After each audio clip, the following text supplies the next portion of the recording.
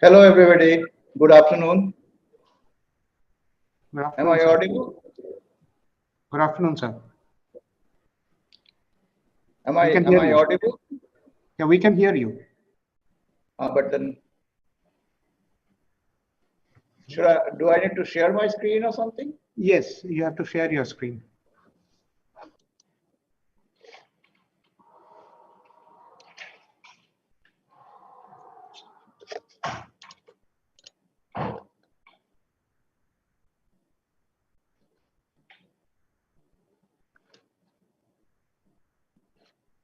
It's frozen.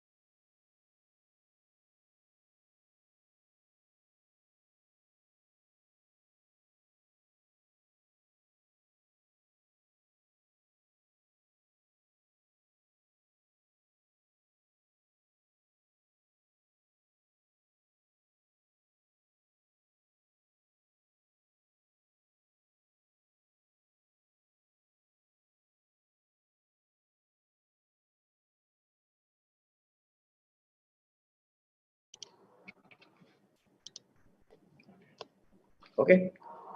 Can I start now?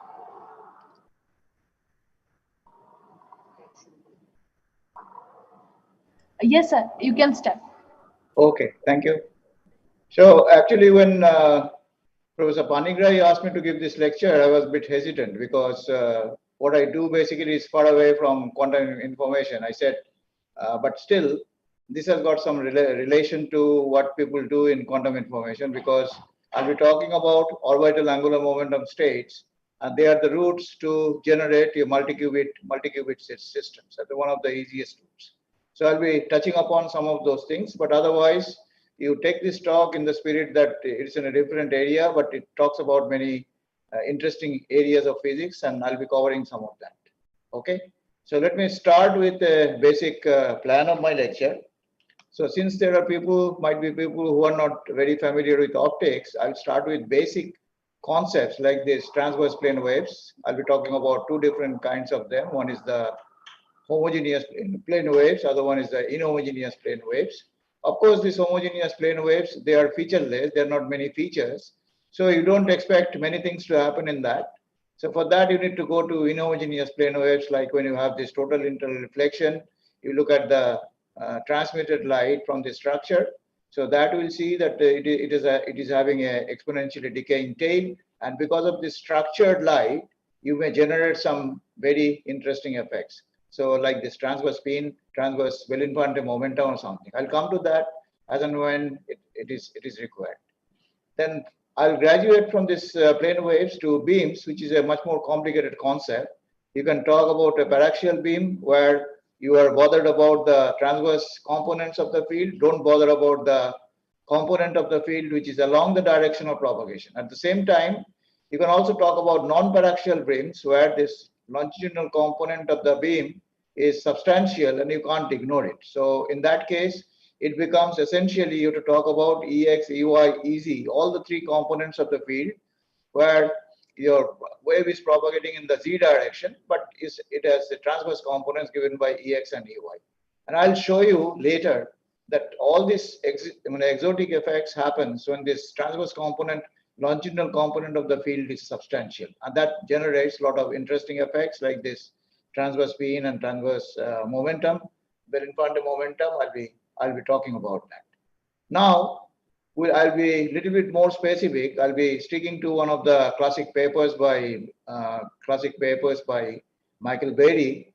It was written in 2009 in some not so famous journal, not Nature or anything. It was in Journal of Optics. So I'll start with that. He argued that you can talk about this Poynting vector, and you can say that you can define a kind of optical current which is based on this definition of the Poynting vector. And based on that, you can define a linear momentum. And once you know the linear momentum, you take this R cross P, you will be generating this angular momentum. So he looked. He had a very illustrative example where he could break up this orbital angular momentum into two parts. One owes its origin to the this spin angular momentum and the orbital angular momentum. So the orbital angular moment, this angular momentum has two distinct parts. One is due to the orbit part, other one is the spin part. So I'll explain all that as I go along, and along with that, you'll be generating something which you call the Bell-Infante momentum. So there will be a transverse component of the momentum. Again, I'll explain that thing. Now, what are the novel effects you expect in these structures? And then what are the recent trends, what people are looking at what we are looking at? So this is, see, basically when you talk about all these effects, you talk about this aligned system, perfectly aligned system, then you ask the question, if you deviate from your perfect alignment, what are the additional effects you need to look at? And those additional effects, some of them I'll be looking at. One is of course, one is the shift of the, let's say you are talking about a diffraction problem. You'll be talking about the shift of the aperture with respect to the center of the beam. That is one thing. And of course, the beam could be in an angle with the plane of the aperture. It's not normal to the plane of the aperture, but at a certain small angle with this normal to the plane of the aperture. So that means we are talking about a problem where things are slightly more complicated, because we are talking about shift and tilt of the aperture with respect to the incoming beam. Okay. Now, next question comes. This reported values of this Bell-Infante momentum and this transverse spin is tiny. It's really tiny. And Bell-Infante argued that this is so tiny, it may not be possible to observe that in an experiment. Very recently, just about few years back, an NEC one group, they did one of the first major experiments. They showed that it is really a tiny effect. So if you consider the strength of the effect, it exerts a force on a particle. It is about piconewton. Just think about it. Piconewton means 10 to the minus 12 Newton. So it's a really tiny force. And of course, the question comes, how do you observe such tiny effects? But now, I'll show you that these effects are measured, and then there are ways how you can enhance these effects. So I'll be exploring some of the different routes, at least what we have looked at with my collaborators in this ICER. We looked at what are the different ways. Yes. You may ask me questions as and when I go along. You can ask me questions at any stage. Absolutely feel free about that. Okay. So I'll be talking about this kind of beam shapes in off-axis tilted systems, and I'll show that some of the effects can be enhanced in PT symmetric systems, or you can try this mode coupling, normal mode phenomena, and to enhance this kind of effects. I'll give some examples of those effects. Okay, let's move on. So first thing first, so if you talk about a transverse plane wave, you can easily distinguish. I'm not writing the temporal part, it is about minus I omega t, because everywhere the same factor will be there. I'm not deviating the monochromatic character of the field. So I'm just writing the spatial part of the thing. Of course, it has got two parts. One gives you the polarization of the beam, polarization of the wave. Other one gives the spatial propagation. E to the power ikz, you distinguish this thing as spatial propagating factor. And so far as the polarization is concerned, you want it to be very general. So you introduce this parameter m, you write this x unit vector plus m times y unit vector. And of course, you normalize 1 plus m mod square root of that. Okay. And this, you can define a quantity which you call sigma, or the helicity. You define it like this: imaginary part of m divided by 1 plus m square. So if you take in contrast, if you take a circularly polarized light, then m is plus minus I, right circular or left circular, depending on that. You'll be getting a value, imaginary part of m will be plus minus 1, and you can easily find out the value. So sigma is going to be, helicity is going to be plus minus 1. One corresponds to the left circularly polarized light, other one corresponds to the right circularly polarized light. And now if you look at the structure of the linear momentum, you will find that it is proportional to k, that is a wave vector, which of course is a vector. And then you can talk about the energy flow. and this you can talk about a spin vector. So this S you can write it as proportional to sigma, and this the magnitude of this and the direction of this k. So the spin is pointing along the direction of propagation, and it will be having plus or minus 1 if you are dealing with this right circular or left circular line. This is so far as this transverse planar wave is concerned. Now, next thing is you look at what are these evanescent waves. This kind of waves you encounter when you have this total internal reflection. The picture shows you see that there is a pointer.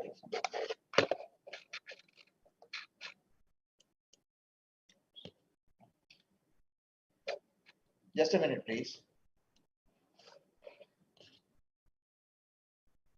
Okay, I'll manage. Now, I don't know whether you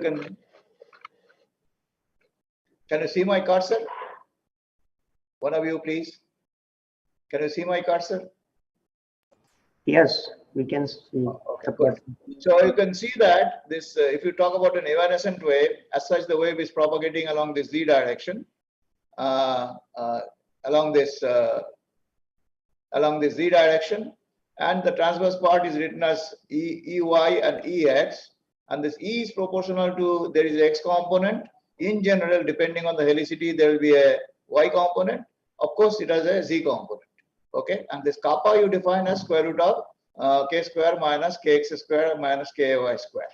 Okay, and this wave is propagating as such in the, as I said, Z direction, e to the power I kzz, that gives you that thing, and the wave damps in the X direction as you go away from the interface. So this is the character of the standard evanescent waves, or this you can also talk about when you excite a plasmon. These are the kind of waves you excite, and this has got very interesting features. And now what that this at the current stage, you need to note just one fact, that you need to look at the what are the phase difference between this X and Z component. So if see there is an additional factor of I in the Z component, so between X and Z component there is a phase difference of pi by 2. Okay, there is a phase difference of pi by 2 between this thing. So this X and Z components are offset by 90-degree phase difference. That plays a very crucial role. A similar kind of scenario you have when you talk about Gaussian beams. Okay, next thing I'll show you the character of the Gaussian beams. So Gaussian beams, you look at X component will be having the kind of structure which is 1 by Z0. Z0 is the Rayleigh distance. Okay, so this quantity is real, of course, and then if you look at the structure of Z component of the field, it has an additional I. Again, the same story between X and Z. There is a phase difference of pi by 2. Okay, so this 90-degree phase difference plays a very important role. Now think about right circular or left circular light. Why the tip of the vector rotates as the wave propagates along this Z direction? That's because X and Y components, they are offset by this 90-degree phase difference. Because of that, the tip of the vector rotates as the wave propagates along this Z direction. That is what creates the spin along this Z or anti-parallel to the Z direction, depending on whether you have a right circular light or a left circular light. Okay, so now here we have a similar scenario, but the only thing is that this now the phase difference between the X and Z component is there 90 degrees. So I expect an X and Z direction that defines a plane which you call the plane of incidence. So if I try to trace the tip of the vector in the plane of incidence, I'll be seeing in this plane of incidence a rotation, because the tip of the vector will be rotating in the plane of incidence. So as the wave propagates, it just keeps on rotating. It's like a cycle or this wheel. So it just rotates, and then as the wave propagates. So the authors, the first authors, they call it photonic wheel or something. I'll tell you about this different interpretations later when you talk about the momentum transfer and other issues. So this is the crux of the matter. Instead of XY plane, now you have this rotation in the XZ plane, or the plane of incidence, when you are dealing with evanescent waves.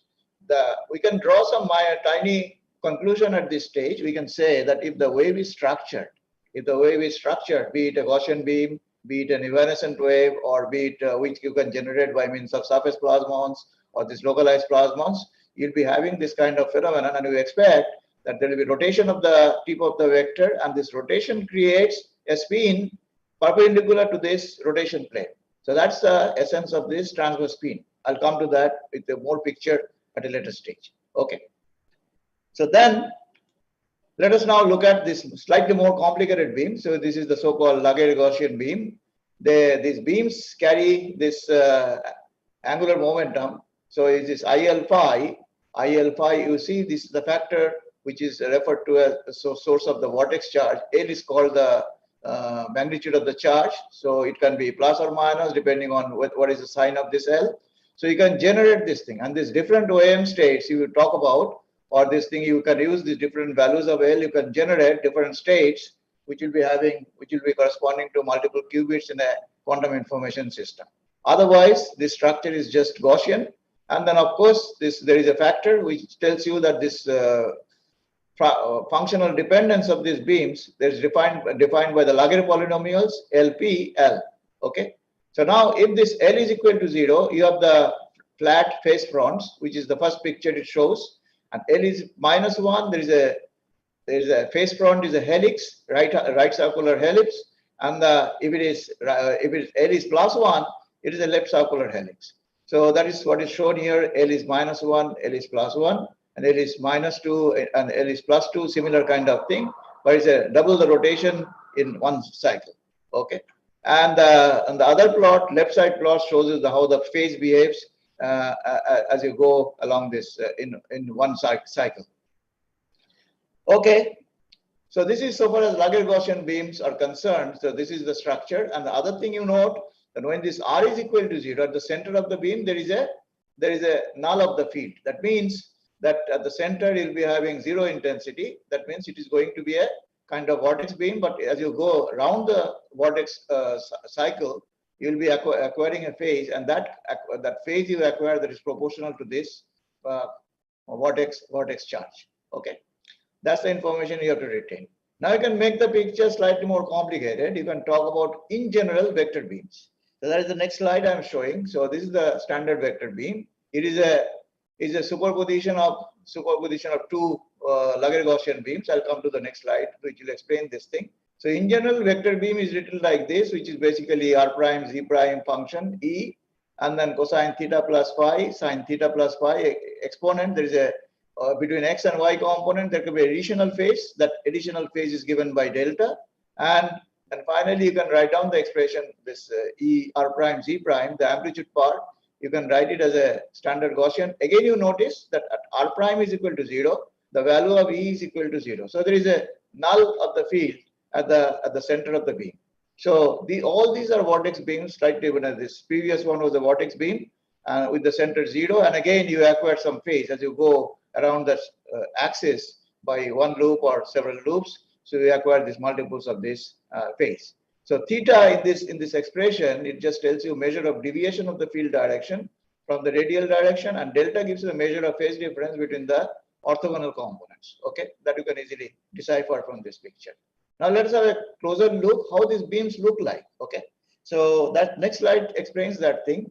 So if you have a radial vector beam or any other type of vector beam, radial vector beam, for example, you can write it delta is equal to 0. There is no phase difference between the X and Y components. So you have only theta dependence. So you'll be having e to the power I theta, e to the power minus I theta.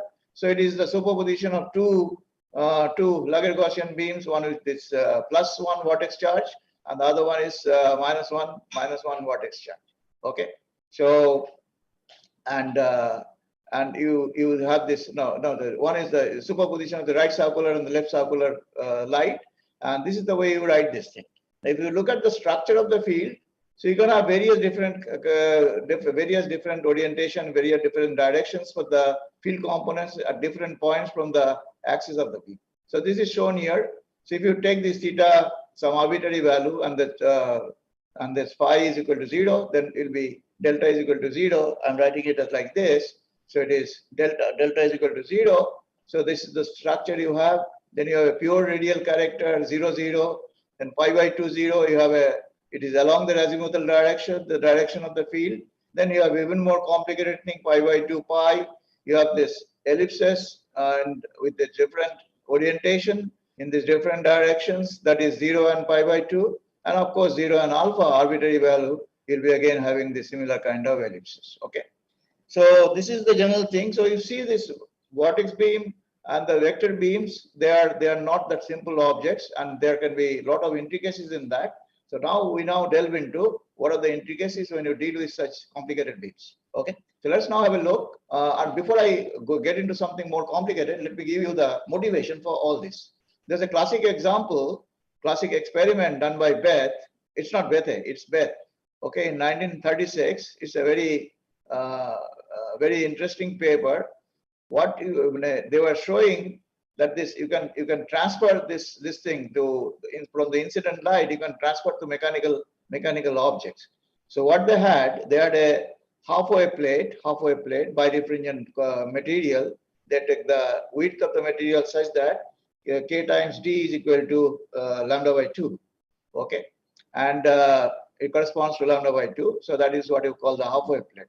This halfway plate, what it does, it converts this right circular light into left circular light and vice versa, or it can turn this linearly polarized light also. Okay, so now when it happens, what happens if you are incident with the right circularly polarized light, you extract this left circularly polarized light out of that. You know this right circular polarization has this, it carries this this momentum as minus h, and the other one LCB carries momentum plus h. So in the process, you acquire this 2h in the process, and hence this momentum is transferred to the object, mechanical object. There is a torque acting on this thing with this angular momentum, and then that makes the halfway plate turn. So this is a classic experiment done in 1936, which just proved that the intrinsic and this potential of this kind of scenario when you try to manipulate objects like this. Now, as of now, there are hundreds of experiments and many things, and my colleagues at ISR Kolkata, like this Anand Banerjee and Nirmal, they did many experiments where they manipulate particles. They can make the birefringent particles rotate on their axis. They can make them rotate in a particular trajectory along a circular path or something. So you can truly manipulate this kind of particles by means of this light which carry this orbital angular momentum. Okay, and you can transfer the orbital angular momentum or the spin angular momentum to the objects. Okay, and if you talk about what is the origin of this orbital angular momentum, then you discover that it is just because your pointing vector for this particular case, it just turns in a spiral, is right spiral or left spiral depending on the character of the beam, and that is the origin. That is the actually physical origin why this orbital angular momentum comes into being. Now let us now have a more closer look at the problem from a mathematical viewpoint. Okay, again, this analysis initially was due to Michael Berry, then several other groups, and the people who extensively contributed in this area. This Professor Allen's group, Professor Allen with him, Paget, and this other people who are there. They did a lot of work, and they're not just one paper, several papers they wrote. They're path-breaking papers. They showed the potential of this upcoming area, which you now label as spin photonics or spin, and also you can generate the analogs of this solid-state systems and the spintronic systems in optical domain. So let us now start with that. What Professor Berry claimed that you can talk about this pointing vector. You know the structure of the pointing vector is real part of E star cross B. So you can call it this small p is a linear momentum of the light. Okay, so linear momentum. Now what you do, instead of B, you write it this curl of, instead of B, you express that thing in terms of curl of E, then you break it up, and then you end up with this expression. There are two parts. One part depends on the E star, del of E. This del is a Berry operator. It's not the standard del. Okay, so the output of this thing is a vector.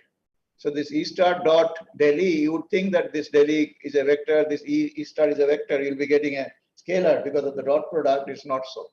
So it is output is a vector quantity because this del operator is a Berry's operator. So you can easily decipher that, or you could go back to this Michael Berry's paper and dig out what is the structure. Okay.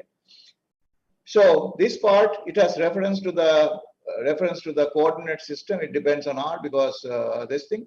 and the other part, it has got no reference to any coordinate frame. So this is the part E star cross E, curl of that thing. So this part is the part which doesn't depend on this radial coordinate. So you have this, you have the so-called part is a spin part. So thus this structure of this linear momentum, you can break it up into p orbital and the p spin, and then further you can show that this, when you calculate the angular momentum density of light, momentum density, then J you will be writing r cross p. Of course, because of the breakup of this p into the two parts, this orbital, this angular momentum also you can break up into two parts. One is the orbital angular momentum part, other one is the spin angular momentum part. So now the beauty is that this orbital angular momentum part is polarization independent. Okay, it doesn't sense the helicity. It is geometry dependent. So it, of course, it refers to the where your origin is there, and then depending on that, it may depend on the geometry. It may not depend on the geometry, depending on the what is the situation you have. So depending on that, you can define the so-called intrinsic part and the extrinsic part. Intrinsic part, it has got no reference to the frame of reference, where the extrinsic part depends on the how you define your frame of reference. Whereas the spin part, JSAM, this spin angular momentum, that part, it is helicity dependent, polarization dependent, and it is always intrinsic. It has got nothing. So you may refer this. You can calculate this JSAM with respect to any arbitrary coordinate frame. You'll be ending up with the same result. So this they showed in a beautiful experiment as well as some very theoretical analysis in a detailed paper later. Okay, and that paper is this again Allen's group. So and here you can. So you can see that this extrinsic part choice of the axis, it depends on that. So this experiment what they did, I'll come to that experiment a moment later. So if you talk about this spin angular momentum, the structure is, it is the imaginary part of E star cross E. If you break it up into the x and y components, assuming this transverse components, in that case you notice that it has a structure ui star ex. Now, if you are familiar with the Stokes parameter, there is a fourth Stokes parameter, which is exactly has this kind of dependence. It is this imaginary part of ui star ex. So that means this is just proportional to the fourth Stokes parameter. You remember Stokes parameter S0, S1, S2, S3. So this V0, V1, V2, V3, the V3 has this kind of structure. So, and this one physically tells you the degree of circular polarization. That means it will just tell you what is the LCP strength minus this RCP field strength. So this difference you take, that will be just this Stokes parameter V3. So if I go for an experiment, experimentally I can easily measure this V3. There are some standard optical setups. So you would tune this thing at 45 degree and minus 45 degree. Then you construct this thing, this ui star ex. You can end up with this structure. You can calculate what is this degree of polarization. So by means, I can do a Stokes mapping to extract this factor. And once I do this Stokes mapping from an experimental results, I can infer about what is the SAM distributions, the spin angular momentum distribution. So if I now calculate this SAM density as normalized by the photon density, I'll be ending up with this plus minus h cut, because it is the spin part. It will always be plus in the plus h cut or minus h cut. And if I now talk about this OM density normalized to the photon density, I'll be ending up with a figure which is L times. Remember, L is the vortex charge. In case of Luggage Gaussian beam, it will be L times h cut. Now this L times h cut gives us the possibility, which I mentioned right in the beginning, that you can generate multiple qubit systems. You can take different values of L. You'll be getting OM states with different configuration, different state dependencies. Okay, and these ones you can use in multipartite kind of entanglement and other things. There are several groups in IIT Kanpur. They're busy in doing this kind of experiments as well as theory. They could generate with L values some 5 or 6. They could generate. So I think that group is still active, and they're producing very, very novel results and new results, very exciting results. You may contact them, or you may check their website and find out about the details. Okay. So now I come back to the plane wave. Let us now see what happens. In case of plane wave, let's say I take a situation where I talk about total internal reflection. in case of total internal reflection, I know the field does penetrate in the second medium, where though the light factually comes back to the first medium, denser medium. So it does penetrate in the less dense medium, and that depends because of this exponential factor, this minus kappa x. It does penetrate, though it survives only for very short distances. Within few lambda, it just dies off in an exponential fashion because of this minus kappa x factor. Okay. Now, if you look at this thing again, I said that there is a phase difference pi by 2 between this x and z components that makes your this vector rotate in this thing. So as a consequence, what will happen in this when you have this total internal reflection, it will generate a spin in the transverse direction. That means because of this rotation in the x-z plane, it will generate a spin in this transverse direction, means in the y direction. Now, if you remember, if you are talking about p-polarized light, which you need for this excitation of the surface plasmons, then this m, of course, for the linear polarization, this m is going to be equal to 0.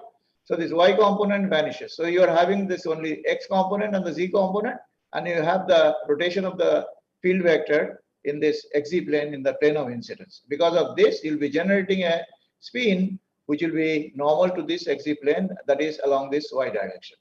And the structure of K is, of course, there's a z component, and the transverse component is complex, because which signifies that you'll be having damping as you move in the x direction, in the positive or the negative direction.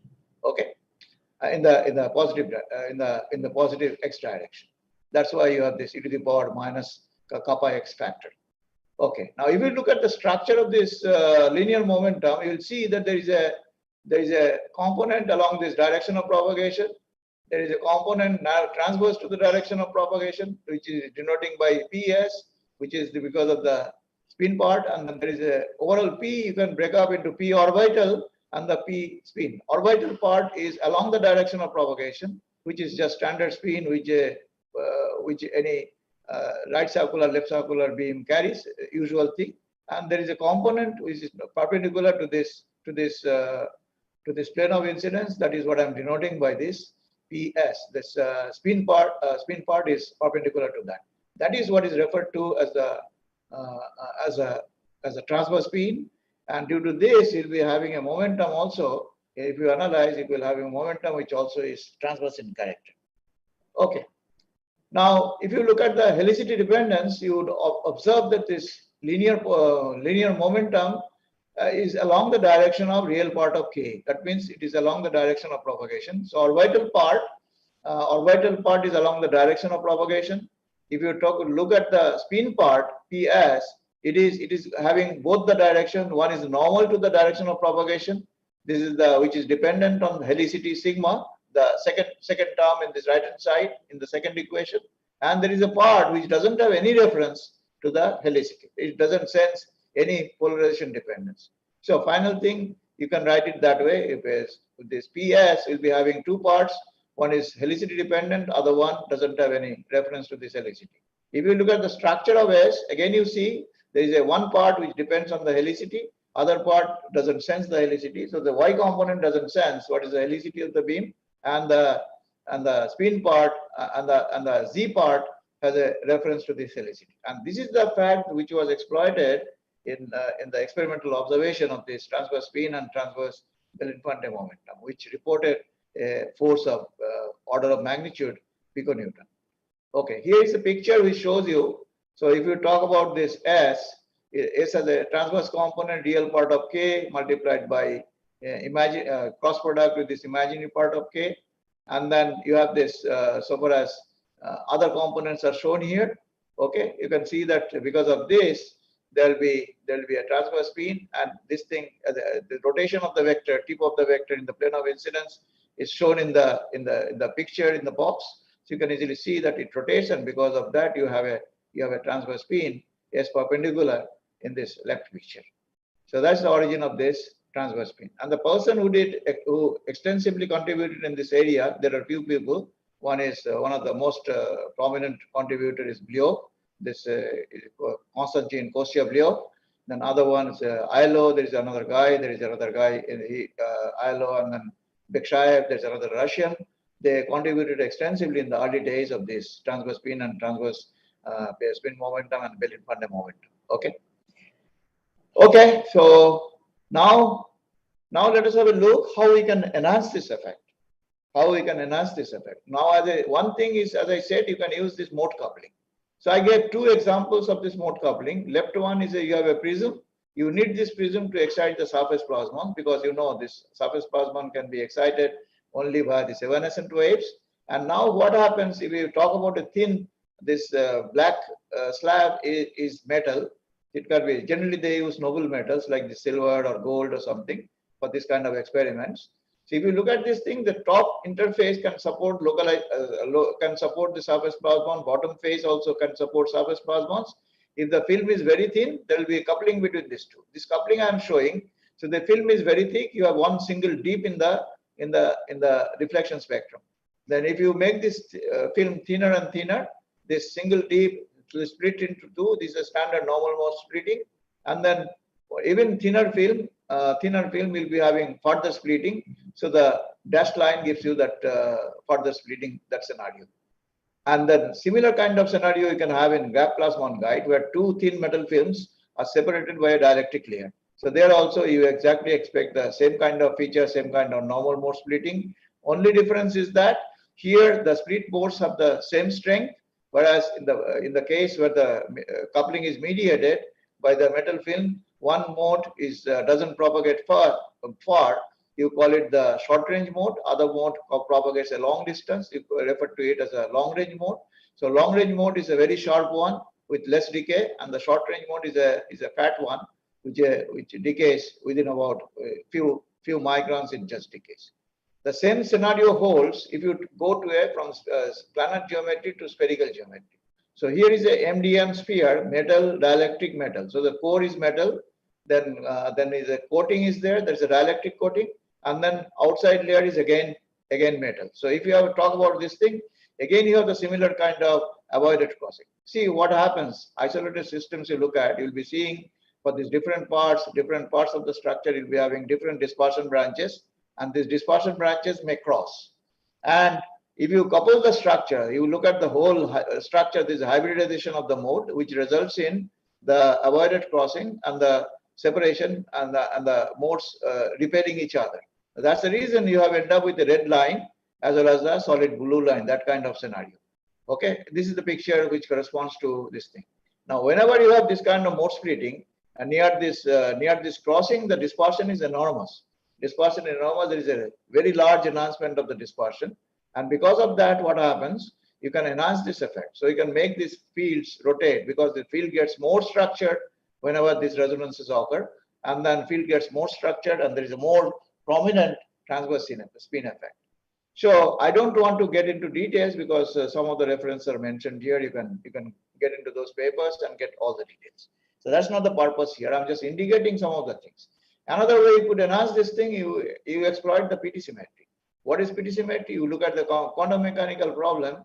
Potential V as a function of real variable Z, it is V star of minus Z. You say that those kind of potential, they have this property of PT symmetry, parity time symmetry. The point here is that as such, when you have a complex potential, still these complex potentials can generate real eigenvalues. You are familiar with the fact that only Hermitian operators, which are purely real, they generate these real eigenvalues, and that thing you can extend to complex potentials. Even then, you will be having real eigenvalues.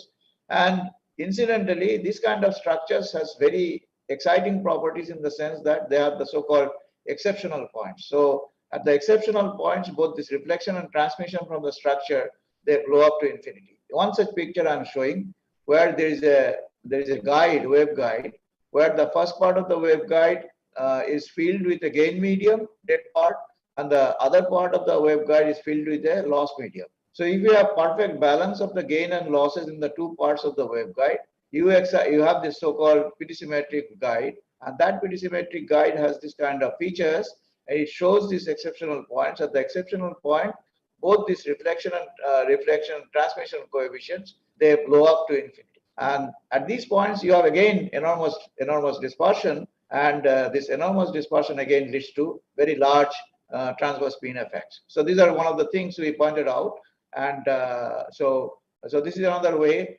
And then what we do, we just go back to some of these experimental features which is Allen and O'Neill they did. So there, let me just try to now look at some of the scenario. What happens when you talk about misaligned system? Of course, this alignment is a major thing. Any experimental setup is extremely difficult to perfectly align a system. Always you try to align. Let's say I'm talking about an aperture. I want to center the beam with respect to the center of the aperture. It's an extremely tough job.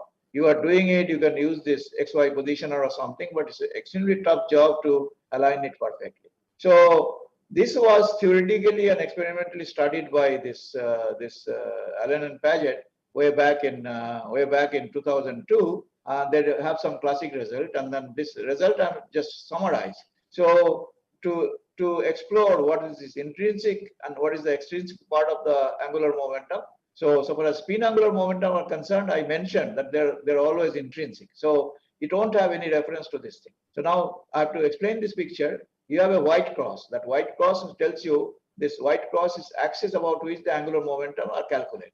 Okay. So this is a kind of theory interest that I want to find out if I calculate or measure the angular momentum with respect to certain particular axis. Okay. So this white cross is that about which the angular momentum is calculated. Now there is a black dot. The black spot tells you what is the axis of the original beam. Okay. Now in the right pictures, you will see a circle, black circle. That black circle tells you the aperture. So now let's have a look.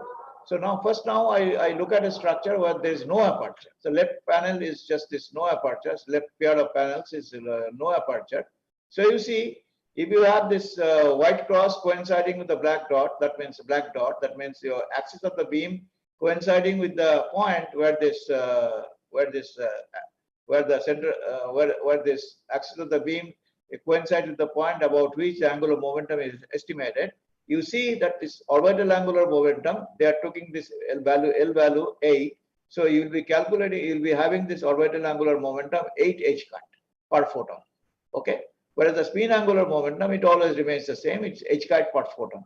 Now, so and then you are taking the helicity +1 in this case. So this is right circularly polarized light.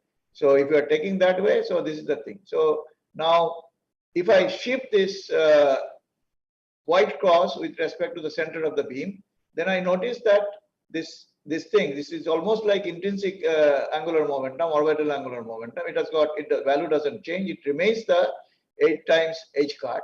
And in case of spin, of course, it doesn't depend because it's all intrinsic. And finally, if you talk about this thing, you take this, you put the aperture and then put the beam at the center. And then again, the values don't change. It's h cut 8 times h cut for this orbital angular momentum, and the same thing for this h cut per photon for this spin angular momentum. Now the scenario changes completely when you shift the center of the beam from the center of the aperture. Now if you take, and that again depends on whether the point about which you are calculating the angular momentum with respect to the center of the beam, then if you take these 2 points to be the same, you don't see any change. So it is again the 8 h cut per photon. Okay. And the right picture also, of course, the spin doesn't depend. It's all intrinsic. It remains the same h cut per photon. Now you deviate from the previous case. That means center of the beam is different from the point about which the angular momentum is calculated. In that case, you can generate an orbital angular momentum which is 22 h cut. So it has got this is the extrinsic part. It has got definitely reference to about which point you are defining your calculation axis. Okay, but in case of spin angular momentum, it doesn't change. It remains the same. But then if you take this, if you take this thing, you can also make this thing. It was enhanced at 22 h cut per photon. You can make it 0 again by doing the same thing. You can make this point about which angular momentum is estimated. It is symmetric with respect to the aperture, but the beam is incident at a different point, which is given by the black dot, the panel F. There again, you can generate this. It's a 0 h cut per photon, whereas spin part remains again the same. Okay, so this clearly explains what really happens. Now, to have a more clearer picture, I'll come to that. So let me summarize the previous slide. So spin angular momentum is always sigma times h-cut per photon, depends on which helicity you have, plus or minus, irrespective of the choice of aperture or calculation axis. That's one conclusion. And in case of orbital angular momentum, a more complicated scenario, L times h-cut per photon only if the aperture or calculation axis they coincide, okay, with the axis of the original beam. If they don't, then I'll be ending up with different results. I can make it 0, I can make it large values or anything, okay. And with this knowledge, then we did a small calculation just for our own understanding. We took a Luggage Gaussian beam. We just tried to see what is the effect of effect of this polarization on this thing. So that means what is the RCP or LCP. So let me explain. The top row is for L is equal to 1. So same vortex charge I'm taking. But what I'm changing this helicity from right circular. I'm changing it to LCP. Absolutely no change. Okay. Then bottom thing again, if I don't change the L value, it is again RCP and LCP. They produce the same result. But then if I compare the top panel with the bottom panel, if I flip the sign of the helicity, flip the sign of the vortex charge, so it is +1 to -1. I do see earlier the beam with respect to the beam was getting center of the beam, or the center of gravity of the beam was going upwards. Now it goes downwards. So it does have a reference. It does have a dependence on the orbital angular momentum, that vortex charge, and it doesn't have any reference to the helicity of the beam. So spin doesn't have any role to play in this scenario. So armed with this kind of knowledge, we go to a more complicated problem. And here is the same story, but if you take this incident L, L is, instead of earlier it was 1, now you take L is 8, you see the more prominent effect that you have the shift of the center of the gravity of the beam upwards. In the case of L is +8, and in case of L is -8, it shifts downwards. Whereas RCP and LCP doesn't make much of difference. Okay, with this, armed with this thing, we go to a more complicated problem. We take a situation where I have a Gaussian beam, which is given by the blue light. It is falling on an aperture. The red line you see with this medium part open, so that is the opening of the aperture. So the beam is incident at an angle which makes theta I with respect to the normal to the aperture. And that again, the aperture is shifted. The center is not the center of the beam. It is shifted by certain amount. So we are looking at a situation where there is a shift as well as a tilt of the beam. So we want to find out what are the outcome for this kind of systems. So this one, here is a clear picture. So you have an aperture. You shifted the center of the beam with respect to the aperture. Yellow part is the beam is incident like that, and the shift is given by the coordinates x0 and y0. So the x0 gives you the x shift, and y0 gives you the y shift of the center of this aperture and with respect to center of the beam. Okay. Now, so what I do first, in order to calculate this thing, we have to take into account what is the angle that the axis of the beam makes with the axis of the optical system, the axis of the aperture system. So if that angle is theta, so I can use a very standard rotation transformation to move from one set of variables x, y, z to x prime, y prime, z prime. I'm more bothered about this xz rotation. So that's the reason y is taking the same thing. Y is equal to y prime. Rotation is about y axis, and I see what are the effects. Now the way we calculate this thing is the following: we start with the point x y z, x y z. Start with that value. So we calculate the field on this. Remember this here. This beam axis is given by primed coordinates, and the aperture axis is given by the prime. So we calculate the field value at the aperture plane, at the opening of the aperture. Once I know that, then I can move to we can move to this K space. We can move to K space. I can calculate the spectrum. Once I know the spectrum, I rotate the spectra by this angle of tilt, this theta. Once I know that thing, then I can propagate that pattern by this another propagation factor K prime Z prime. So once I know that thing, that means I know the spectrum on the screen. Once I know it on the screen, I can back transform to the original. I can calculate what is the pattern on the screen. So that's the final stage. I take a inverse Fourier transform. But there is a catch. There's a catch in the sense this transformation for kx, ky to kx prime, ky prime, it's not a linear transformation. It's a nonlinear transformation. That is clear. So, and because of that, see, you can when you calculate standard Fourier transform, you do your k space, k domain, this k vectors are evenly spaced both in the x and y direction. But if you have this transformation, nonlinear transformation, these points are not evenly spaced. There is unevenly spaced. There are several tricks people use. They call it the NUFFT, the basic idea. So non-uniform FFT. You have to use that to go do the back transform. The way we avoid that thing by interpolation is the following. There is a nonlinearity of kx that leads you to this kind of nonlinear functions. And then if you plot this kx prime and kz prime, you see kx prime and kz prime, indeed, they are nonlinear functions as a function of kx. So you have to take apart what this kz prime is, it's kx prime folds where this kz prime is equal to 0. And the kz prime is negative. That means waves are propagating the backward z prime direction. We are not interested in that.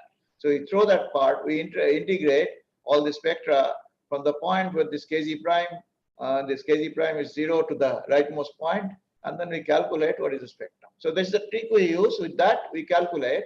So this final thing is E screen is the Fourier transform inverse of this original transformed spectra.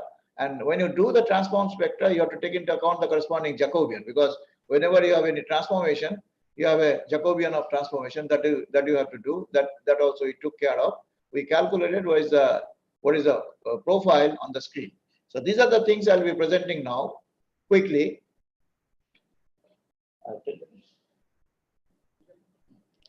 So these are the things, and the experiment what they did in this ISER Kolkata. So that experiment is very simple. You have a helium neon laser, you have a polarizer, and you have an analyzer P2, P1 and P2, the polarizer and analyzer, and you have a SOA plate. This SOA plate can generate all this vector beams, okay, by tuning the parameters of the SOA plate. So this basic purpose of the SOA plate is to generate the vector beam. So we take a vector beam incident on this thing. Then we assume some aperture is tilted by mistake or something by a small angle theta I, and then we put a quarter wave plate, and then this structure can enables us to extract the fourth Stokes parameter V3, and then once we have that thing, we plot that thing experimentally and compare with the theoretically predicted results. We do this exercise for the 0 degree, 7 degree, 14 degree, and 40 degrees. I'll show some specific examples, some of them. So this is for 7 degree. So, and for different experiments, we didn't know what is the shift, because you can never measure what is the shift and what is the tilt experimentally. It's a very absolutely impossible job to measure the shift and tilt. So we had to bank on what is given by the Stokes mapping. So left side shows the top panel shows the intensity, and the bottom panel shows the corresponding Stokes mapping. So the degree of circular polarization. Okay. So now looking at the Stokes pattern, we had to guess what is the shift value and what is the tilt value. Okay. So that's what we did. So we assume some shift and tilt. So shift value is 9 lambda if I take in the negative direction. Y0 is 12 lambda. Of course, these values will change if I change the angle. So again, going by the Stokes mapping, we have to guess in every case this parameter, then try to see whether the calculated pattern matches with the experimental results. There is a very good agreement between the theory and experiment, as you can see here. And this is the story for 7 degrees tilt angle. This is the story for 14 degree tilt angle. Again, you see a lot of matching between this theory and experimental plots. And the arrow direction gives you the direction of the shift. Okay. So next is again 40 degrees. This is the result. Again, you see the same kind of scenario, more or less good match between this theory and experiment. It just told us that the way we are analyzing the problem, we are on the correct track. Okay, and you see this here, the shift and shift value is much larger compared to the last ones. Okay, now next thing we look at the variation of this spin angular momentum with tilt of the aperture. So top one shows the pattern, and then bottom one, if we trace this thing in a radial direction, it shows this V along the radial direction, and it shows again this is a purely theory curve. Next thing what we do, we are interested in the we are interested in the center of gravity of the beam. So X center of gravity and Y center of gravity, we just calculate by using the probability function is given by the intensity of the field, and the X average value we calculate, that is the probability of this X divided by the normalization factor, the probability of Y divided by the normalization factor. That's the way you calculate. Then we, on these plots, we plot where the center of gravity of the beam is there. So left panel is for left circular polarization, right panel into this right circular polarization. So we are projecting this vector beam into the left circular basis, and the right one is we are projecting onto right circular basis. Now the conclusion you can draw, if you have a perfectly aligned system, then this is the scenario. Top panel, it shows the scenario. You don't have any shift of the center of gravity. The same thing happens. Tilt doesn't affect. Tilt doesn't lead to any shift of the center of gravity. And the if you talk about the off-axis aperture, the shift of the center of gravity, say shift of the center of the aperture, if it is moved with respect to the center of the beam, then you have all the interesting effects. You will be having left circular polarization. If you map it onto left circular polarization, it goes downwards, and the other one goes to the other direction. Okay. Now here are the results. Blue points, blue line gives you the aligned aperture, and then you see these values of this X average value or X bin value is pretty close to 0, so it doesn't get much affected. Whereas this, if you have the off-axis aperture, you can expect this large X values. That's what I'm showing. And then you have to remember that Y is the direction of Y is the axis of direction. So if you change theta with this thing, you don't see any variation in the average value of the Y. That is quite expected. It will be insensitive to the rotation because the rotation axis is itself Y axis. Okay. Now the other thing is that if you now talk about, again, blue is the no aperture tilt and red is the tilted aperture. So if you see these circles give you the left circular polarization and crosses gives you the right circular polarization, and you see all of these lines, they coincide. In case you have a situation x0 there for this, if you calculate the shift, it just tells you that it's insensitive to left and right circular polarization.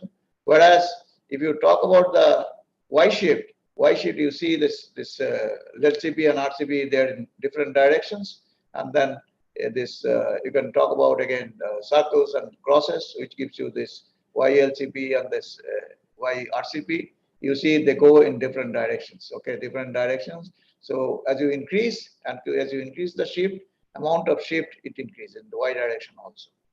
I think I could give you a brief idea of what happens, how this spin manifests itself in this simple experiment, in this tilt and shift with the system, where you don't know, there is no direct way of measuring what is the shift and tilt in an actual realistic system, but still you can understand what is happening. At least conceptually you can understand what is happening. Okay, so this is the final one, this comprehensive picture, all the things are there, so you can talk about X shift and X displacement, Y displacement, and this whole things are put in the one plot so that things are clear. Very recently, this another set of students, they did some very beautiful experiment where they talked about the similar kind of effect of tilt on an optical tweezer system. I won't get into the details of this thing. So what they did, so there is no tilt. They see a picture. There is a 15-degree tilt. You see the different picture in this on the screen, and then they could trace what is the maximum value of SOI. So they could show that they could really enhance the transverse spin in this problem. So they calculated transverse spin, transverse Belin-Fante momentum, and all these factors they calculated. I'm just showing one typical picture, and that's about all. And I think my time is up, so I have to wind up. So unfortunately, this is a PDF, but I couldn't get the PPT running. Otherwise, it just clearly shows you how the vectors in the XZ plane they rotate, and how the vectors in XZ plane they rotate, how the vectors in YZ plane rotate. So YZ plane rotation gives you the spin in this X direction, and then XZ plane rotation gives you the spin perpendicular to this, that is in the Y direction. So this is again another typical feature when you do the experiment with these beams, which are tightly focused because of this stratified medium after the objective. In that case, you have very strong longitudinal component, and in contrast to the surface plasmons, in surface plasmons you can, in case of surface plasmons, you can generate only the SY component. There is never any possibility that you can create an X component of this S. The spin, it won't be having any X component. That is in the other perpendicular direction, you won't be having any component. And here, this tightly focused beam has the opportunity that you can create transverse spin, not just because of the XZ rotation and the YZ rotation. That means you have the possibility of both this SX and SY. So this clearly shows the origin, how this SX and SY comes into being. Okay, so now team is, as I mentioned, is ISRK and some of the University of Hyderabad students and postdocs. Mostly postdocs and students are mostly from ISR. A lot of students were involved. This Ghanasham belongs to University of Hyderabad. He was my MSc project student. Shamol, Shovik, Ramanandan, Atira, Sudipto, and Sammo was again my student. He completed his PhD in ICFO. Now he's about to come back. And of course, this ISR Kolkata faculty, Ayan Banerjee and Nirmal Logos, they have extensive optics activities here. And I think this is one of the top centers in India where you can pursue this most modern level optics. So I would just suggest that some of you get in touch with them to get more details. If you are interested in this kind of activities, you can simply join in. So thank you. Thank you for the attention. I'll take questions if you have any. Yeah, there is one question in the chat. Ramesh Kumar is asking, how can we estimate theta and delta in V theta delta? Is delta circular phase shift? Let me go back to the slide.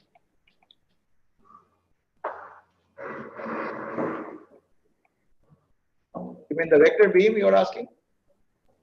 I'll read out the question.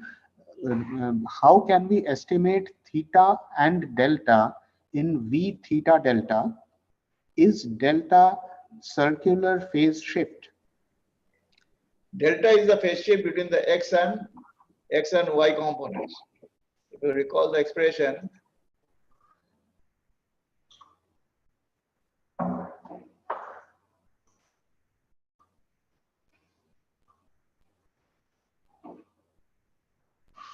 okay.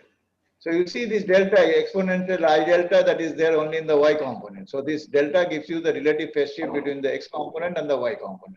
So it is just like your, in this transverse plane, the rotation you have is just because of that. The tip of the vector will be rotating. Okay. Okay. So there is another question from Arpita. How the particle gains angular momentum by changing the angle theta? Here in this, again, the same context, in this, I didn't get the question with respect to which slide or which part. Arpita, you can, if you're there, you can unmute and ask. Yeah, you can unmute and you can ask me. Okay.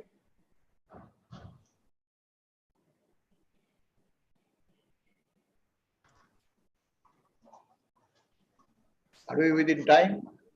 Doesn't look like she is able to unmute, but I'll repeat the question once more. How the particle gains angular momentum by changing the angle theta? No, it doesn't gain angular momentum. I'm just saying that this theta gives you another handle to control this angular momentum. Those plots what I have shown that as a function of theta, this transverse spin varies as a function of theta. That just is a result that this you change the angle, you can manipulate the values. One of the last slides which I showed. So that just shows you that possibility, which this Shovik did the experiment here. That is, I just showed the result. I didn't get into the details. Okay. Here's the part. Okay. So you are changing this tilting angle theta, and then you show that this maximum value of SOI and maximum value that it can change. You can make it this thing. You looked at cases where it starts from lower values, goes to, you can maximize. Basic point, you have control. This quantity transverse spin is very difficult to control. So here we are showing that these are the ways you can control the amount whatever you have in the transverse spin. Did I answer your question? Arpita, if you are there, you can. Okay, so Okay, I think any more she's question? not there. Hello. Hello, sir. Yes. Yes, good afternoon, sir. I have two questions. The first one is where you showed the measurement of intrinsic and extrinsic angular momentum with respect to the aperture and the beam axis. You are referring to Allen's paper? That's the paper you are referring to? Yes, sir. Experimental result? Yes, sir. Yeah. Okay. Tell me. Yes, sir. This one? Next. Yeah. Yes, sir. Sir, my question is, how is the angular momentum, whether it is extrinsic or intrinsic, measured? And the second question is, what does this aperture basically represent? So aperture basically what it represents, see the point of the aperture is that there's mathematically one point is there. So you have to assume the field on the edge of the aperture, you have to assume the field to be equal to 0. That's crucial in getting the result that the intrinsic momentum, intrinsic orbital momentum is going to be the same as L times h cut. In order to prove that, you can go back to Allen's paper. That crucial approximation they use when they calculate this delta J or the change in the orbit, change in the angular momentum. They show that this if you apply this boundary condition, this quantity, it becomes exactly equal to L times h cut. Okay, and there this aperture means it cuts off the part of the radiation. What really matters whether this aperture, whether this center of the axis of the beam and the center of the and the point about which you are calculating the angular momentum, they are the same or not. The point here we are trying to prove, which I said in the thing, if those 2 points they coincide, then you don't have any extrinsic angular momentum. All is intrinsic. Even in case of orbital angular momentum, all of it is intrinsic. Extrinsic thing comes only when this center of the beam is different from the point about which you are calculating the angular momentum. That I mentioned in the next slide. Okay, so if the aperture of calculation axis coincide, then it is L times h cut, but otherwise not. And that is what you can explore, and you can show there is a 22 h cut per photon and then 0 h cut per photon. Okay. Okay, sir. And secondly, when you are measuring the tilting of the aperture for the different for the RCP and LCP vector beams in an experiment, that helps to determine what's the tilt of the aperture. So basically, you're estimating theoretically as well as experimentally the center of gravity of the beam. Yes. How is it No, we're not center of gravity of the beam. We are projecting onto LCP basis and RCP basis. Okay. So we are projecting the beam onto the LCP and RCP basis. That's what you are looking at. Projection of the vector beam onto LCP basis. So you have this EX and EY. You'll be taking EX plus I times EY. That will be your one circular basis. Okay. EX minus IEY. That will be the other basis. Okay. So that is the thing what you are looking at the pattern. That's here. Okay, and that is what you are comparing with your experimental pattern, which I am showing in the right V3 plot. Okay. Okay, and experimentally you are doing it by varying the quarter wave plate. See, I'll tell you that how this problem originated. Experimentally, they are looking at degree of circular polarization. There's this very funny kind of patterns, which you see the bottom right panel. We never had any clue why this thing happens. Okay. Then we started probing this thing deeper and deeper. Then the idea that occurred to us that if I introduce a shift, what happens? Let's have a look at that. It could be because of the shift of the center of the aperture with respect to the center of the beam. And then again, I don't know what is the shift amount, in which direction the shift is taking place.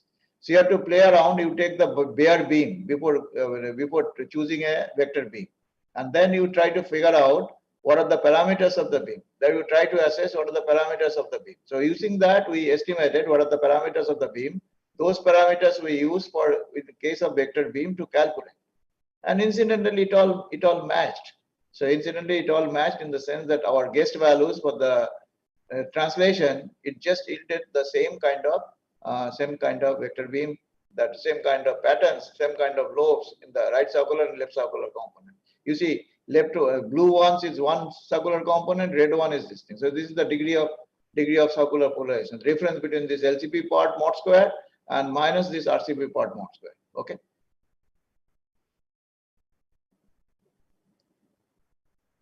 Did I answer your question, or you had something else in mind? Yes, sir. Okay, sir. Means it's basically you're measuring the projection into the basis. Yes, in the basis, LCP and RCP basis. That is what we are plotting here. The left panels, the black and the yellow panel, it's like that. Right panel is for a degree of circular polarization. When you have this degree of circular polarization, if the blue spot is different from the red spot, that corresponds to a shift of the beam center of gravity, either upwards or downwards. Okay. Okay. Okay, sir. Otherwise, every time it's a tilted aperture, tilt doesn't affect the center of gravity. It is the same. Okay. And the perfectly aligned system, of course, it will be at the center of the center of the gravity of at the center of the beam. Even if you project on this LCP and RCP. And LCP base, LCP center of gravity will differ from the RCP center of gravity only when you have a shift. And that shift, by looking at this displacement of the center of gravity, we can talk about what is the actual shift. By the way, looking at these patterns, I could say what is the shift in our experiment? How much shift was there in our experiment? It may be a reverse way of estimating what is the shift and what is the tilt. Okay, sir. Okay, thank you.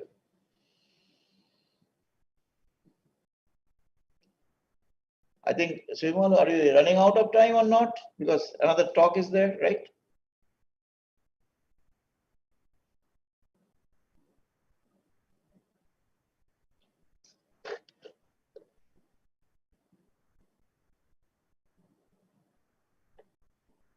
Am I stuck or am I still connected or something?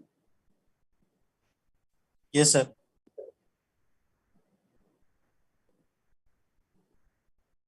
So, okay, if there are no more questions, then we'll conclude the talk here.